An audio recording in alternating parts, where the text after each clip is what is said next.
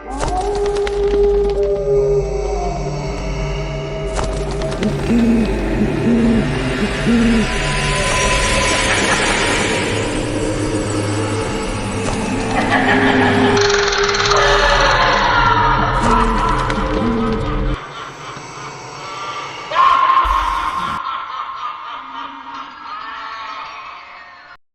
Holloway Mansion.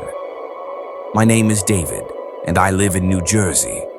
I'm not a storyteller, not the kind of person who makes things up to impress people. But what happened to me 3 years ago in Scranton, Pennsylvania, still keeps me awake at night. And no matter how much I try to bury the memory, it returns whenever I hear an old wooden door creak or the sound of footsteps in an empty corridor.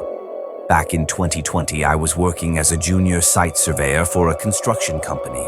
Our job was to inspect old properties before renovation or demolition.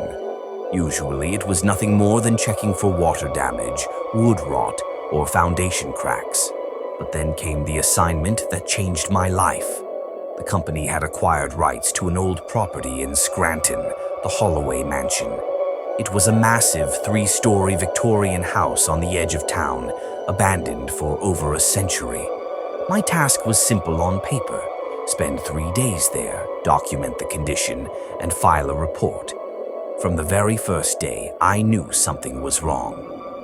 1. First reactions. When I checked into a small diner that morning, I casually mentioned to the waitress that I'd be staying at the Holloway Mansion. Her face went pale. She leaned closer, lowering her voice. "You're staying inside that house?" "At night?" I gave a nervous laugh. "Yeah, it's part of my job." She shook her head and muttered, "Nobody lasts in that house." Not even a single night. I brushed it off, thinking it was just local superstition. But then a man sitting at the counter leaned over and said, "You'll hear them. The crying. Once you hear it, you can't unhear it." That was my first warning. I should have listened. First sight of the mansion. By late afternoon, I arrived. The Holloway Mansion stood like a skeleton against the darkening sky.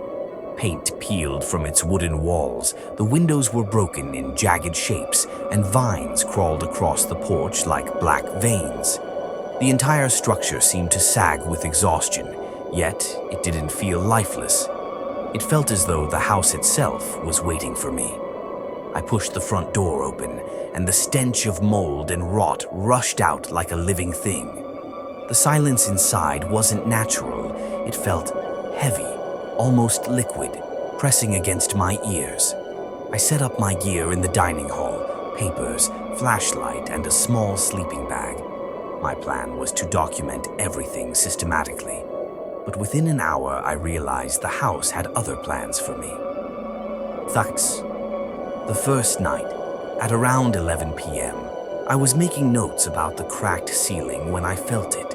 That subtle, unmistakable sensation that someone was standing behind me. I turned quickly. Nothing, just the long hallway stretching into darkness. "Get a grip, David," I muttered to myself. But then came the whisper, soft, feminine, almost like someone's lips brushing against my ear. I froze, my pen slipping from my hand. The words were muffled, indistinct, but the tone carried sorrow, deep, broken sorrow. My flashlight flickered once, twice, then went dead. The air grew cold, sharp enough to make my skin prickle. I pulled out my phone, but the screen froze and went black. No light, no signal, nothing. And then I heard it again. The whisper, closer this time, accompanied by a faint sound, like someone dragging their fingernails slowly along the wall behind me.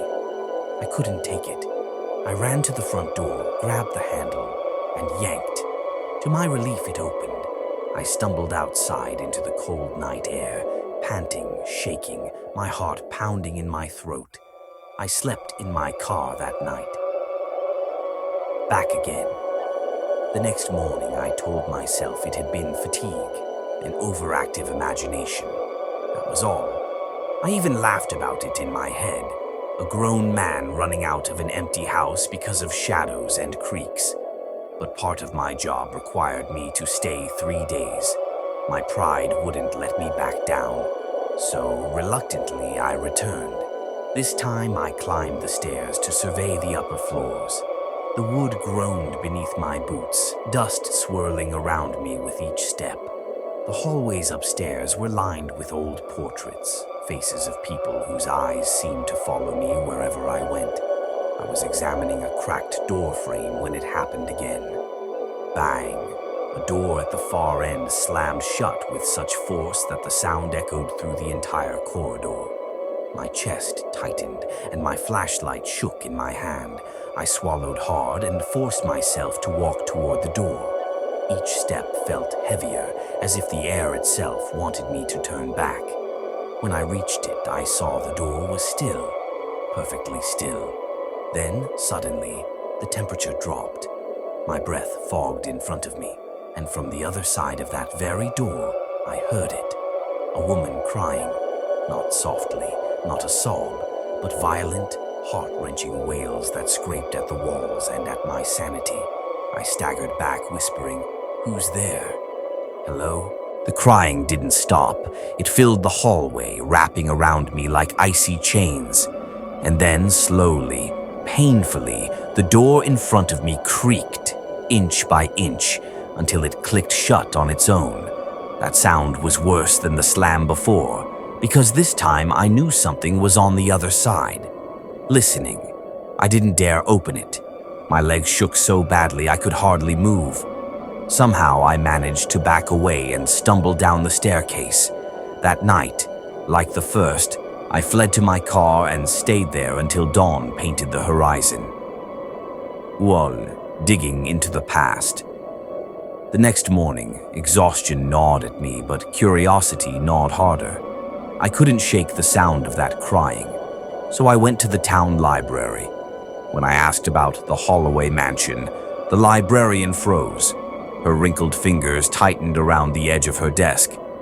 "You stayed there?" she asked, voice low. When I nodded, she sighed and beckoned me closer. The Holloways were wealthy in the 1800s. Mr. Holloway made his fortune in coal. His wife, Eleanor, was a quiet woman. Some said she was unhappy. One night, she disappeared.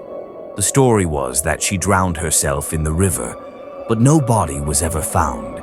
After that, people who lived or worked in the mansion suffered accidents, tragedies. Some vanished without explanation. People say Eleanor never left, that she wanders the halls, crying for something or someone she lost. Her eyes fixed on mine. "Don't go back, son." No report is worth it, but I had no choice. My job demanded 3 days. Pride and stubbornness sealed my decision. The final night. That third night, I sat in my car outside the mansion for nearly an hour. My hands trembled on the steering wheel. Every instinct screamed at me to leave. But at last, I forced myself out and stepped back into the house. The silence was different that night, deeper, heavier, as if the entire structure was holding its breath. At midnight, the temperature dropped sharply. My flashlight sputtered, flickered, and died. Darkness swallowed me whole. And then I saw her. At the end of the hallway, glowing faintly in the gloom, stood a woman. Her dress was long, tattered, once white but now stained yellow and brown. Her hair fell over her face in tangled strands. She didn't move, just stood there as if she had been waiting. My heart hammered against my ribs. I couldn't breathe. Then she began to walk toward me. Step, step, step. Each step echoed, sharp and metallic, as though chains or nails dragged across the wooden floor. I spun and bolted for the staircase. My lungs burned, my vision blurred with panic. I reached the front door, grabbed the handle, and pulled. It didn't move. Locked. From the outside, behind me, the steps grew louder. Closer. Unhurried, deliberate, like she knew there was nowhere left for me to run. I rammed my shoulder into the door once, twice. Nothing. My body shook with terror. And then, I felt it. Cold breath slid across the back of my neck. A whisper touched my ear, words too broken to repeat, too inhuman to understand. I screamed and shoved the door one last time. With a violent crack, it burst open, and I stumbled onto the porch, collapsing into the night air. I gasped, clutching at my chest, shivering from more than the cold. When I turned back, the doorway was empty. Aftermath. I never stepped inside again. In my official report, I wrote only, structurally unsound, not recommended for renovation. The company sent other workers months later. I heard 2 suffered accidents. One fell from the staircase. Another was crushed when part of the roof collapsed. Rumors spread that a 3rd worker quit after hearing a woman crying in the walls. Eventually, the project was abandoned. The Holloway mansion still stands at the edge of Scranton. Empty, silent, waiting. But silence can be deceiving. Even now, when I close my eyes at night, I hear her. That long, drawn-out cry, half sorrow, half rage. It seeps into my dreams and pulls me back to those hallways. And every time I remember that locked door, because if it hadn't opened, I don't think I would be here to tell you this story.